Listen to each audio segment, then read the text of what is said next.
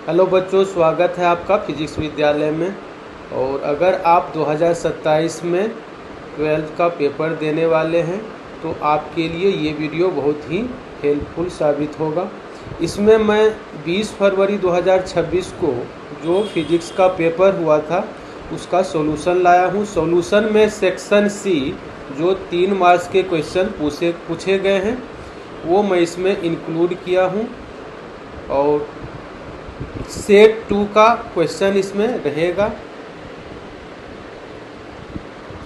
आप यहाँ पर देख सकते हो क्वेश्चन पेपर कोड है 551 और 2।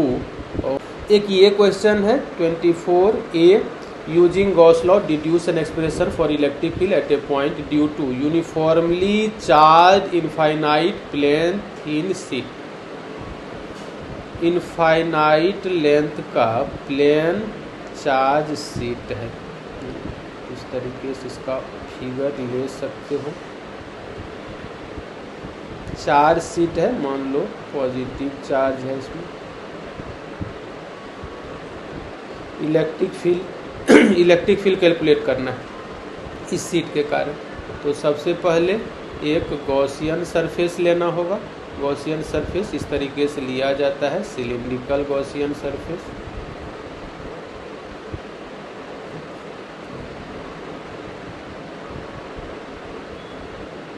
इस तरीके से गॉसियन सरफेस दिखाया जाता है।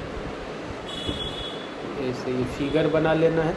इलेक्ट्रिक फील्ड जो इस शीट के कारण होगा उसका डायरेक्शन इलेक्ट्रिक फील्ड का ये होगा नॉर्मल डायरेक्शन में। और इसका एरिया मान लो ए, ये जो फ्लैट सरफेस है। एरिया वेक्टर आप ले लो ds वेक्टर का direction normal to the surface ये होता है इस डायरेक्शन में। और चार्ज शीट है तो इसके लेफ्ट साइड चार्ज के कारण इलेक्ट्रिक फील्ड का डायरेक्शन ये हो जाएगा। और एरिया वेक्टर इस डायरेक्शन में होगा। इसका भी ये वाला एरिया आप मान लो ए। टोटल फ्लक्स लिखो। ये देखो फ्लैट सरफेस के थ्रू तो फ्लक्स मिलेगा लेकिन कर्व सरफेस के थ्रू फ्लक्स नहीं मिलेगा। ये जो कर्व सरफेस है इसके थ्रू फ्लक्स नहीं मिलेगा क्योंकि एरिया वेक्टर का डायरेक्शन ये हो जाएगा और इंटेंसिटी तो इस डायरेक्शन में है। तो एंगल बनेगा 90 डिग्री और 90 डिग्री पर फ्लक्स 0 होता है, यानी कर्व सरफेस के थ्रू फ्लक्स 0 होगा। फ्लक्स कर्व सरफेस के थ्रू कर्व सरफेस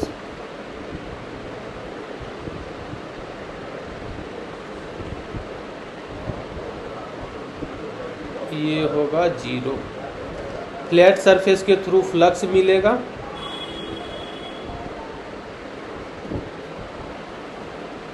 तो total flux through the Gaussian surface. Total flux through the Gaussian surface.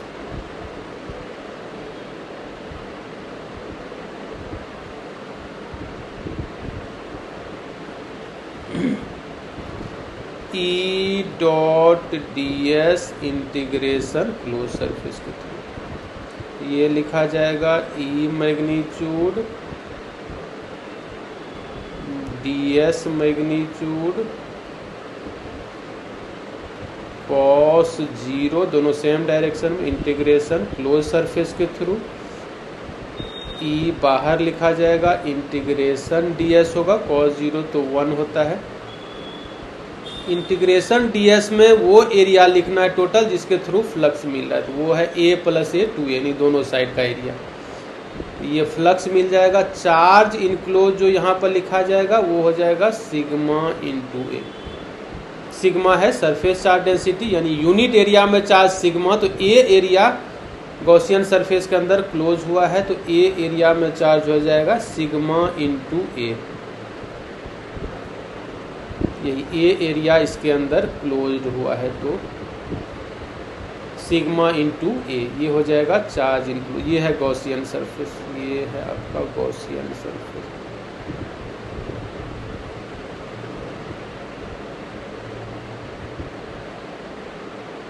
Gaussian surface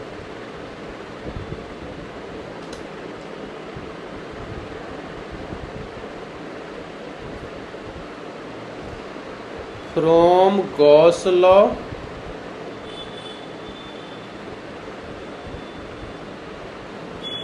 law से आप पढ़े हो total flux is equal to charge enclose by epsilon naught होता है।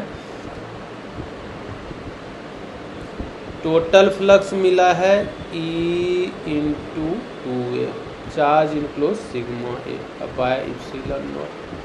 तो ए कट जाएगा दोनों साइड से, इंटेंसिटी आपको निकालना था तो ये आ जाएगा सिग्मा बाय 2 एप्सिलॉन नॉट। यही इसका डेरिवेशन होगा जो पूछा जा रहा था।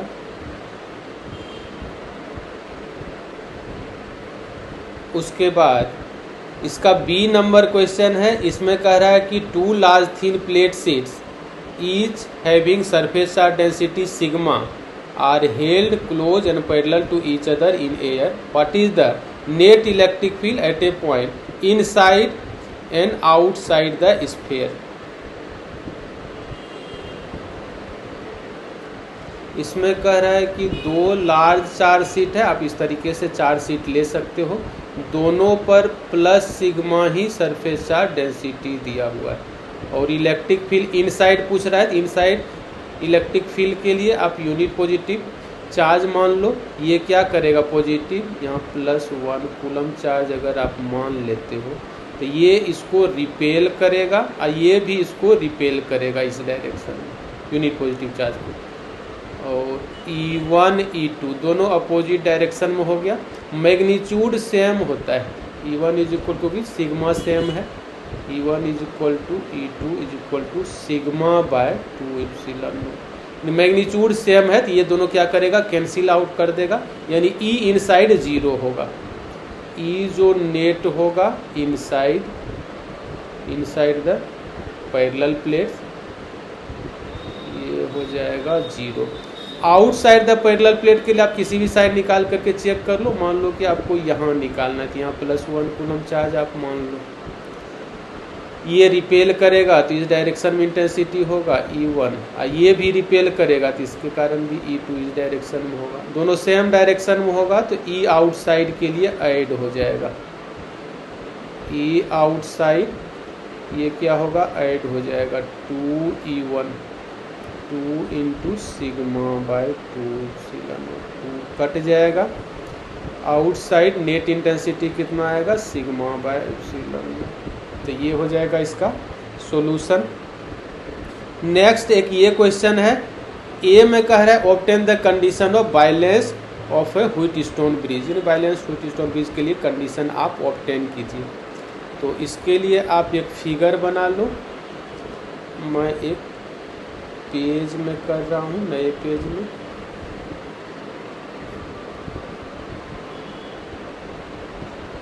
इस तरीके का आप फिगर बना सकते हो। बीच में आप एक गैल्वेनोमीटर लगा लो जिसका रेसिस्टेंस G, जिसका रेसिस्टेंस कैपिटल G, इसको ऐसे कनेक्ट कर दो।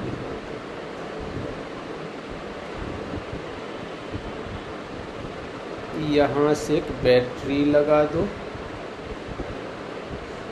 बैटरी के कारण जो करंट डिलीवर होगा वो करंट आप इसमें दिखा दो। मान लो I करंट इसमें जा रहा है। A और B जो ये पॉइंट है, A और B पॉइंट के लिए ये व्हीटस्टोन ब्रिज बन रहा है। ये आप ले लो R1, इसको ले लो R2, R3, R4, ये ले लो।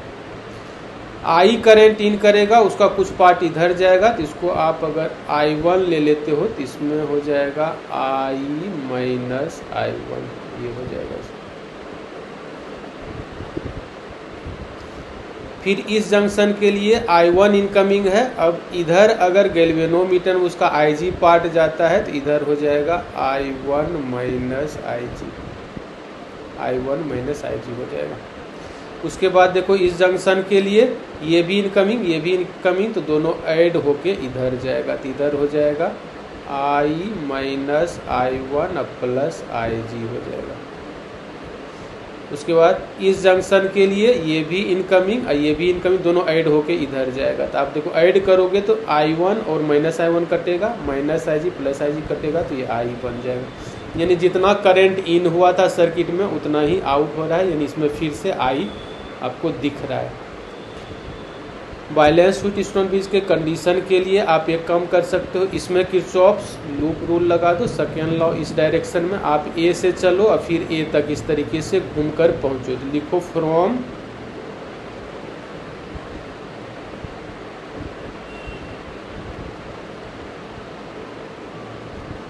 किरचॉफ्स लूप रूल,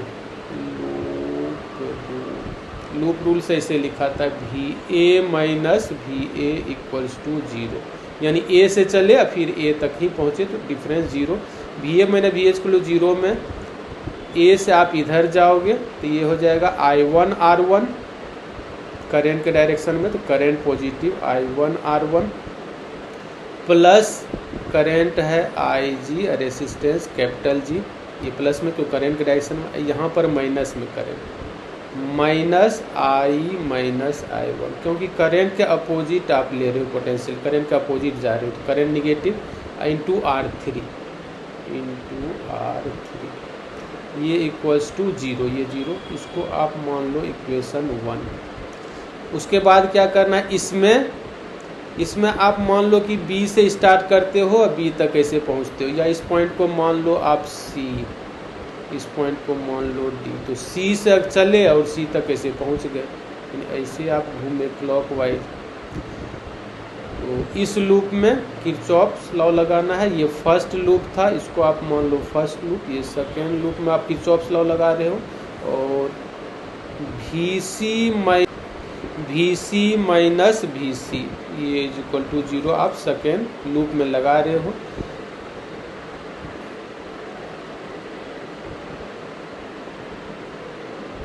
लिखा जाएगा I1 minus IG into R2, I1 minus IG into R2 लिखाएगा, माइनस में फिर लिखाएगा करंट का अपोजिट जा रहे हो तो I minus I1 plus IG है यहाँ करंट इंटू R4 है, फिर यहाँ भी माइनस में IG इंटू G और ये इक्वल्स टू 0 लिखाएगा, इसको आप मान लो इक्वेशन 2। इसमें देख लो ऐसे मैं लिखा हूँ,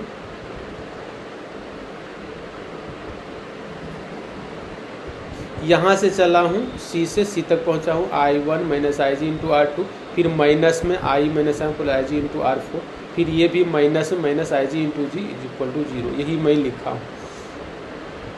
बैलेंस व्हीटस्टोन ब्रिज के लिए अब कंडीशन लेना है, इसमें अब ये लिखना है if IG equals to 0, IG equal to 0 का मतलब अगर करंट गैल्वेनोमीटर में नहीं जाए, यानी करंट डिफ्लेक्शन शो नहीं करे, देन तब क्या मिलेगा, देन फ्रॉम इक्वेशन 1,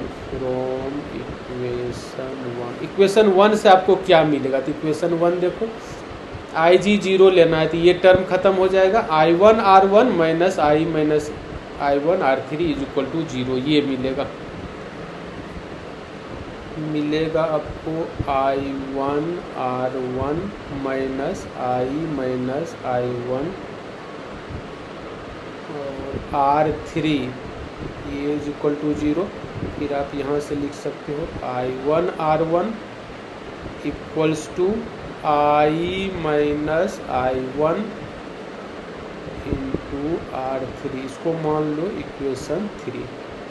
फिर IG इक्वेशन 2 में पुट करना है, फ्रॉम 2 से जो आपको मिलेगा वो इक्वेशन हो जाएगा I1 R2 ये मिला minus I minus I1 R4, ये टर्म तो 0 ही इक्वल्स टू 0, तो आप यहाँ से लिख सकते हो I1 R2 इक्वल्स ये R2, I1 R2 equals to I minus I1 into R4, इसको मान लो इक्वेशन 4, और इक्वेशन 3 डिवाइडेड बाय इक्वेशन 4 आप ये रेशियो ले लो।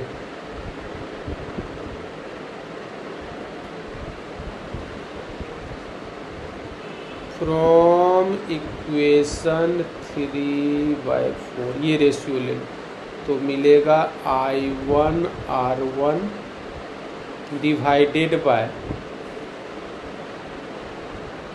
I1 R2, इधर मिलेगा I माइनस I1 R3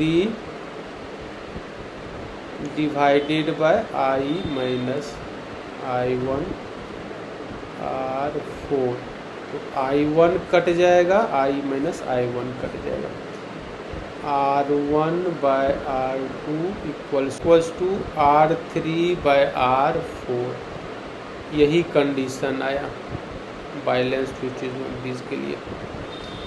अगर गैल्वेनोमीटर डिफ्लेक्शन शो नहीं करता है तो ये रेशियो इक्वल होगा। This is the required condition, आप यहाँ पर लिख लो, this is the required condition for balanced Wheatstone bridge, Wheatstone bridge।